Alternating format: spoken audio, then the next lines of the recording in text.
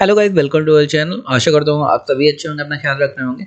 तो दोस्तों, census of India 2011 MP के सेंसस और इंडिया के सेंसस से दो तीन क्वेश्चन कंफर्म बन रहे हैं आपके एग्जाम में। तो वो क्वेश्चन आप कर पाएँ, आपके नंबर उसमें कम से कम पक्के हों, इसका बड़ा ध्यान रखना है। अच्छा, एक एक टॉपिक जब आप पढ़ेंगे, आप जैसे टारगेट बना के चल रहे हैं कि 25 में से 22 लाने हैं, तो 22 प्लस तभी आ पाएंगे जब एक से एक पूरे टॉपिक आप पढ़ेंगे, कोई टॉपिक नहीं छोड़ेंगे, पूरे टॉपिक की पूरी डिटेल पढ़ेंगे। तो उसी के लिए मैं आज लेके आया हूँ सेंसस 2011 मतलब 2011 की जनगणना के एमपी के और भारत के जुड़े क्वेश्चन। तो चलिए बिना किसी देरी के स्टार्ट करते हैं। पूरा वीडियो देखिए, बड़ी ध्यान से देखिए, क्योंकि इन्हीं में से एक क्वेश्चन, दो तीन क्वेश्चन आपके आएंगे। तो चलिए, पहला हमारा क्वेश्चन है, भारत में पहली जनगणना की शुरुआत कब हुई? सबसे इंपॉर्टेंट क्वेश्चन है। सबसे पहली जो जनगणना की शुरुआत हुई थी 1872 में भारत में हुई थी। आगे, देश में नियमित जनगणना की शुरुआत कब हुई? वो 1881 में हुई थी। ये मैंने आपको बताया भी था, क्वेश्चन ये फंसा भी था। नियमित जनगणना से क्या इनका तात्पर्य है? हर 10 साल में जो जनगणना होती है उसे नियमित जनगणना कहते हैं। आगे देखते हैं, स्वतंत्र भारत की प्रथम जनगणना कब हुई थी? 1951 में स्वतंत्र भारत की प्रथम जनगणना हुई थी। और इसमें कंफ्यूज मत होना, पहली जनगणना 1872 में हुई थी और 1951 में स्वतंत्र भारत की पहली हुई थी। दोनों क्वेश्चन इंपॉर्टेंट, दोनों से क्वेश्चन आते हैं। भारत की जनगणना का महाविभाजक कौन सा है? तो वो 1921 है। भारत की जनगणना का लघु विभाजक कौन सा साल है? 1951। भारत में जनगणना कितने वर्ष बाद होती है? अभी मैंने बताया 2011 में हुई थी लास्ट। आपको यार 2022 में हुई थी, जो कोविड की वजह से नहीं हो पाई। 10 साल के बाद, प्रत्येक 10 साल के अंतराल में जनगणना करवाई जाती है। जनगणना का अध्ययन किसने किया था? तो जनगणना के अध्ययन को क्या कहते हैं? वो कहते हैं डेमोग्राफी। अगर किसी देश की डेमोग्राफी के बारे में बात करते हैं, मतलब उसकी पॉपुलेशन जनगणना के बारे में हम लोग बात करेंगे। आगे देखते हैं, क्वेश्चन दिया, भारत की जनगणना का शुभंकर क्या है? तो प्रगणन शिक्षिका शुभंकर है। भारत की प्रथम जनगणना का कमिश्नर कौन था? डब्ल्यू प्लाडेन भारत की प्रथम जनगणना के कमिश्नर थे। स्वतंत्र भारत में प्रथम जनगणना आयुक्त कौन बने थे? वो आपको पता ही होगा, जनगणना आयुक्त बने थे आर एस गोपाल स्वामी। भारत के वर्तमान जनगणना आयुक्त कौन सा है? डॉक्टर सी चंद्रमौली भारत के वर्तमान जनगणना आयुक्त हैं। बाद में पहली बार जाति पर आधारित जनगणना कब हुई? वो 1931। इंपॉर्टेंट क्वेश्चन है, नोट कर लीजिए। विश्व जनगणना दिवस कब मनाया जाता है? ये भी इंपॉर्टेंट क्वेश्चन है, 11 जुलाई को।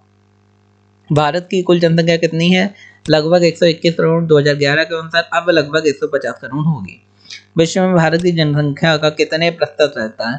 विश्व में भारत की जनगणना का जनसंख्या का 17.5% रहता है। ये इंपॉर्टेंट क्वेश्चन है, नोट कर लीजिए। आगे कुछ और क्वेश्चन हम लोग इंपॉर्टेंट देखते हैं। तो यहाँ पे दिया है मध्य प्रदेश की जनगणना से संबंधित क्वेश्चन। प्रथम